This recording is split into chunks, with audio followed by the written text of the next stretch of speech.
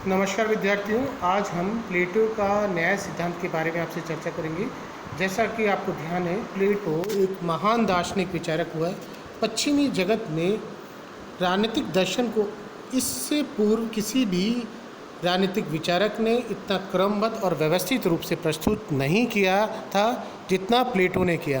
प्लेटो के दर्शन ने राजनीतिक व्यवस्था को एक नए रूप देने का प्रयास किया। प्लेटो जो पश्चिमी जगत का एक महान दार्शनिक विचारक हुआ है, यह सुकरात का शिष्य रहा है, जिसने अपनी प्रसिद्ध पुस्तक रिपब्लिक में न्याय सिद्धांत को अपने दर्शन के माध्यम से व्यवस्थित करने का प्रयास किया। उस समय की व्यवस्थाओं, तत्कालीन परिस्थितियों, अपने राजनीतिक अनुभवों, दर्शनों के आधार पर प्लेटो ने अपनी प्रमुख कृति रिपब्लिक में न्याय सिद्धांत को एक ऐसे क्रमबद्ध रूप से व्यवस्थित करने का प्रयास किया इससे पूर्व किसी भी राजनीतिक विचारक ने इस प्रकार का दर्शन उस समय प्रस्तुत नहीं किया था। यदि हम प्लेटो के न्याय सिद्धांत के बारे में आपसे चर्चा करें तो प्लेटो का जो न्याय सिद्धांत है वर्तमान स्वरूप से बिल्कुल ही अलग हटकर है। यदि वर्तमान समय में यदि हम देखें तो जो न्याय है वो वर्तमान समय में कानूनी रूप को महत्वपूर्ण स्थान लिए होता है, लेकिन प्लेटो का जो न्याय सिद्धांत है कानूनी रूप न होकर नैतिक रूप लिए हुए है। प्लेटो के दर्शन में न्याय को नैतिकता से ओतप्रोत माना गया है, यानी नैतिकता और कर्तव्य के माध्यम से न्याय व्यवस्था को प्लेटो ने स्थापित करने का प्रयास किया है। प्लेटो का मानना है कि यदि अपने कर्तव्यों का पालन करता है, अपने कर्तव्यों को अंजाम देता है, तो निश्चित तौर पर वह न्याय को अंजाम देता है, न्याय की ओर अग्रसर होता है। प्लेटो ने उस समय जो प्रचलित न्याय सिद्धांत थे उनका भी विरोध किया है।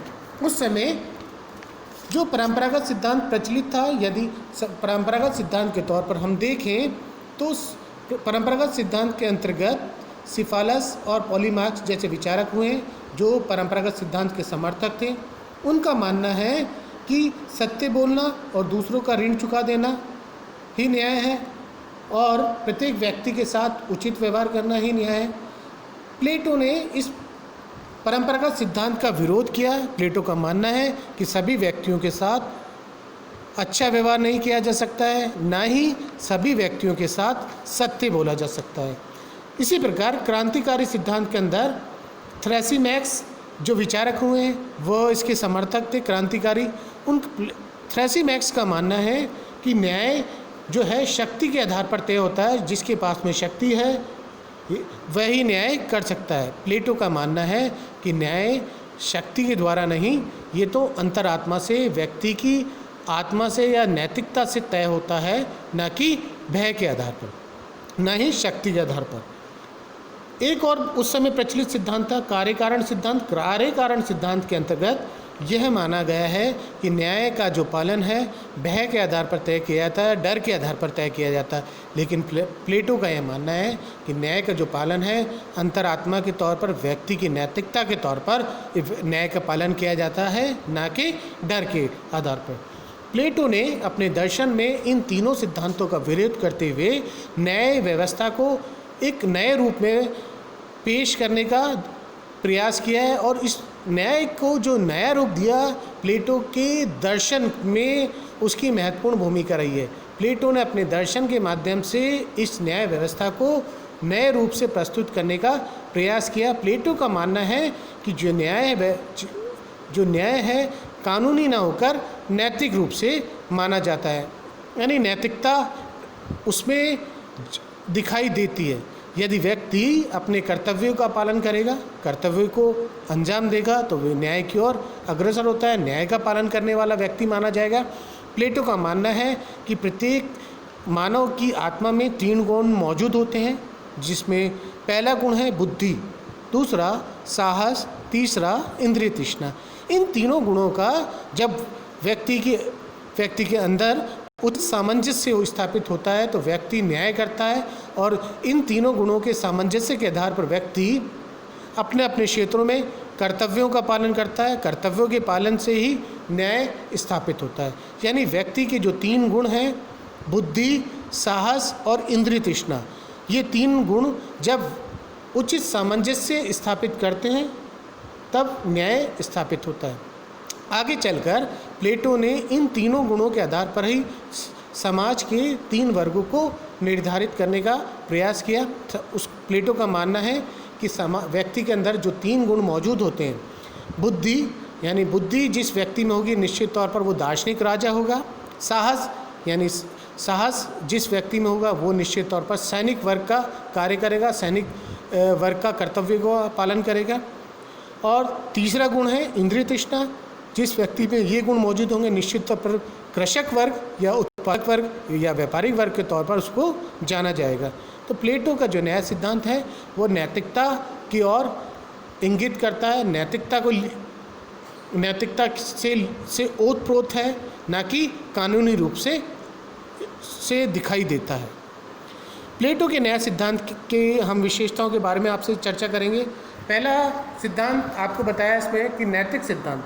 प्लेटो का जो न्याय सिद्धांत है कानूनी ना होकर ये एक नैतिक सिद्धांत है जो सर्वव्यापी उस समय संपूर्ण व्यक्तियों पर ये लागू होता है। किसी एक वर्ग पर लागू ना होकर संपूर्ण व्यक्तियों पर लागू होता है, सर्वव्यापी है। और न्याय कानूनी ना होकर, वैधानिक ना होकर, ये नैतिकता वाला है।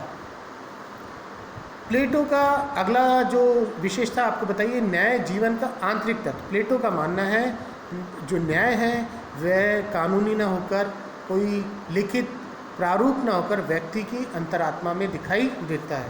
ये आंतरिक तत्व है और व्यक्ति के अंतरात्मा में जो गुण निवास करते हैं उनमें न्याय स्थापित होता है, ना कि ये वैधानिक रूप से, कानूनी रूप से, लिखित रूप से दिखाई देता है।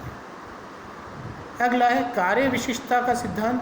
प्लेटो के जो न्याय सिद्धांत हैं उसमें व्यक्ति के अंदर जो 3 गुण बताए हैं उन तीनों गुणों के आधार पर व्यक्ति के कार्य भी निर्धारित होते हैं। यानी समाज में जो 3 वर्ग हैं वो 3 वर्गों का जो निर्धारण है वो व्यक्ति के 3 गुणों के आधार पर निर्धारित होता है। जो व्यक्ति बुद्धिशाली होगा वो दार्शनिक राजा होगा, जो व्यक्ति साहस वर्ग के गुण वाला होगा वो सैनिक वर्ग के तौर पर कार्य करेगा, और जिसमें इंद्रिय तृष्णा वाले जो गुण होंगे वो व्यापारिक वर्ग या कृषक वर्ग होगा। समाज में 3 गुण और 3 वर्ग, समाज के जो 3 गुण हैं 3 गुणों के आधार पर ही जो व्यक्ति के अंदर जो 3 गुण हैं, तीनों गुणों के आधार पर ही समाज के 3 वर्ग निर्धारित होते हैं। और समाज के जो 3 वर्ग हैं वो अपने अपने क्षेत्रों में अपने अपने वर्ग के अनुसार कार्य करते हैं। यानी ये इस व्यक्ति के जो 3 गुण हैं न केवल गुणों को निर्धारित करते हैं बल्कि कार्य को भी निर्धारित करते हैं। प्लेटो का जो न्याय सिद्धांत की एक और विशेषता अति व्यक्तिवादी का विरोध। प्लेटो का जो न्याय सिद्धांत है वह केवल एक व्यक्ति तक सीमित न है बल्कि संपूर्ण समाज की इकाई के तौर पर कार्य करता है, संपूर्ण समाज को लिए हुए है, जिससे पूरे राज्य का विकास होता है। इस प्लेटो के न्याय सिद्धांत में साव्यविकता के सिद्धांत का भी रूप दिखाई देता है। यदि हम देखें तो मैंने आपको बताया था व्यक्ति के अंदर 3 गुण होते हैं और तीनों गुणों का जब उचित सामंजस्य होगा, यानी सामंजस्य होगा, तो निश्चित तौर पर व्यक्ति न्याय का पालन करेगा। सामंजस्य ये सावयव एकता को प्रदर्शित करता है। जो न्याय के अंतर्गत सावयव एकता दिखाई देती है, यानी राज्य समाज सब एकता के रूप में दिखाई देता है और एकता के रूप में वो नागरिकों के कर्तव्यों का पालन करवाता है। अगला दार्शनिक शासक। प्लेटो के न्याय सिद्धांत में दार्शनिक शासक को महत्वपूर्ण माना गया है। प्लेटो का जो दार्शनिक शासक है निश्चित तौर पर बुद्धिशाली होगा, ये आपको बताई है। और ये प्लेटो का दार्शनिक शासक कहाँ से प्राप्त होगा, उसमें कौन कौन से गुण होंगे, वो तो मैंने आपको पहले ही बता दिया कि निश्चित तौर पर वो बुद्धिशाली तो होगा ही, प्रमुख गुण। लेकिन वो उसका पैमाना कैसे होगा, किस व्यक्ति में बुद्धि होगी, निश्चित तौर पर उसके बारे में भी प्लेटो ने चर्चा की। दार्शनिक शासक की प्राप्ति कहाँ से होगी, किस प्रकार से प्राप्ति होगी, ये भी बताएगा। सैनिक वर्ग की कहाँ से प्राप्ति होगी और कृषक या व्यापारिक वर्ग की कहाँ से प्राप्ति होगी, इसके बारे में भी प्लेटो ने अपने दर्शन में चर्चा की है। प्लेटो ने शिक्षा को इसको महत्वपूर्ण माना गया है। शिक्षा के आधार पर इन तीनों गुणों का निर्धारण होगा और दार्शनिक शासक को संपूर्ण शक्ति दी गई है, सारे अधिकार दिए गए हैं। प्लेटो के न्याय सिद्धांत में दार्शनिक शासक का जो रोल है वो अत्यंत महत्वपूर्ण माना जाता है। ये प्लेटो के न्याय सिद्धांत की विशेषताएं थी। अब प्लेटो के न्याय सिद्धांत की आलोचना के तौर पर हम आपसे चर्चा करेंगे। प्लेटो का जो न्याय सिद्धांत में सबसे प्रमुख आलोचना हमारे को दिखाई देती है, जो न्याय सिद्धांत है वो कानूनी नहीं नैतिक धारणा के और दिखाई देता है। वर्तमान समय में यदि हम देखें तो प्लेटो के न्याय सिद्धांत का पालन करना संभव नहीं है। वर्तमान समय में न्याय एक कानूनी धारणा है, कानून के रूप में देखा जाता है। संपूर्ण व्यवस्था कानून पर स्थापित होती है, नैतिकता पर आधारित नहीं होती है। लेकिन प्लेटो का जो न्याय सिद्धांत है वो कानूनी न होकर नैतिकता की ओर दिखाई देता है, जिसमें कल्पना और दर्शन का जो रोल है वो विशेष रूप से दिखाई देता है। वर्तमान समय में ये व्यवस्था को अपनाया जाना संभव नहीं है। अगला पॉइंट है मनुष्य का सर्वांगीण विकास संभव नहीं। प्लेटो के न्याय सिद्धांत के पालन से मनुष्य का संपूर्ण विकास संभव नहीं है। प्लेटो ने माना कि समाज में व्यक्ति में केवल 3 गुण मौजूद हैं और समाज 3 वर्गों में विभाजित है, दार्शनिक शासक, सैनिक वर्ग और उत्पादक या कृषक वर्ग। केवल 3 वर्ग ही बताएं। लेकिन वर्तमान समय में यदि देखें तो बहुत सारे वर्ग स्थापित होते हैं, बहुत सारे वर्ग राज्य के लिए, समाज के लिए कार्य करते हैं। लेकिन प्लेटो ने उन वर्गों को नज़रअंदाज किया, उनका उल्लेख नहीं किया। केवल समाज में 3 वर्ग बताएं जो राज्य के लिए कार्य करते हैं। अतः वर्तमान समय में यदि देखें तो इन 3 वर्ग के आधार पर व्यक्ति अपना विकास नहीं कर सकता, उसको अन्य वर्ग की या अन्य गुणों की भी आवश्यकता पड़ती है। अतः प्लेटो के इस न्याय सिद्धांत से व्यक्ति अपना विकास नहीं कर सकता। अगली और एक कमी बताइए, गुणों के निर्धारण का कोई आधार नहीं। व्यक्ति के अंदर 3 गुण प्लेटो ने बताए, तभी न्याय व्यवस्था स्थापित होती है। लेकिन 3 गुणों के अलावा अन्य कोई गुणों का प्लेटो के दर्शन में ना कोई चर्चा है, ना किसी प्रकार की व्यवस्था को प्लेटो ने बताया है। लेकिन वर्तमान समय में या उस समय भी देखें तो इन तीनों गुणों के अलावा भी व्यक्ति में अन्य गुण भी हो सकते हैं। लेकिन प्लेटो ने उन गुणों का ना तो कोई व्यवस्था बताई है, ना ही कोई आधार बताया है, और ना ही इस प्रकार की व्यवस्था की गई है, ना इस प्रकार के दर्शन की चर्चा की गई है कि इन तीनों गुणों का जो निर्धारण है वो किस प्रकार का होगा। ये तीनों गुणों का निर्धारण कौन करेगा, किस व्यक्ति में किस प्रकार के कितने गुण मौजूद हैं वो कौन तय करेगा। ये कैसे तय होगा कि किस व्यक्ति में ये व्यक्ति राजा बनेगा या उत्पादक वर्ग बनेगा या सैनिक वर्ग बनेगा। केवल शिक्षा के माध्यम से समझाने का प्रयास किया, लेकिन शिक्षा भी इन तीनों गुणों को निर्धारण करने में पूर्ण रूप से स्पष्ट दिखाई नहीं देती है। अतः प्लेटो के दर्शन में ये एक बहुत बड़ी कमी है कि गुणों के निर्धारण का कोई आधार नहीं बताया गया है। अगली एक और कमी है, वर्तमान राज्यों पर लागू करना संभव नहीं। प्लेटो का जो न्याय सिद्धांत है ये केवल उस समय की राज्यों पर, उस समय की परिस्थितियों पर ही संभव दिखाई देता है। यदि वर्तमान समय में हम देखें तो वर्तमान समय में इतने विशाल भौगोलिक क्षेत्र वाले राज्य, इतने अधिक जनसंख्या वाले राज्य, विभिन्न व्यवस्थाओं से ओतप्रोत वाले राज्य, और ऐसे राज्यों पर नैतिक धारणा या प्लेटो के न्याय सिद्धांत जो दर्शन पर आधारित है उसको लागू करना संभव नहीं है।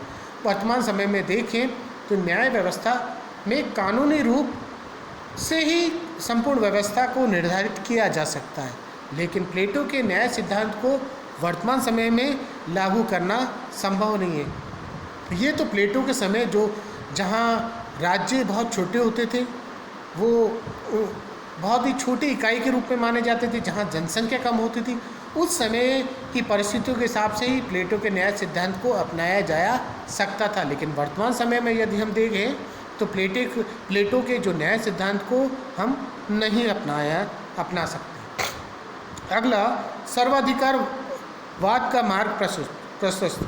प्लेटो के न्याय सिद्धांत से सर्वाधिकार का जो मार्ग है वो प्रशस्त होता है, मजबूत होता है, क्योंकि प्लेटो व्यक्ति को किस श्रेणी में रखेगा ये कौन निर्धारित करता है? शासक वर्ग निर्धारित करता है।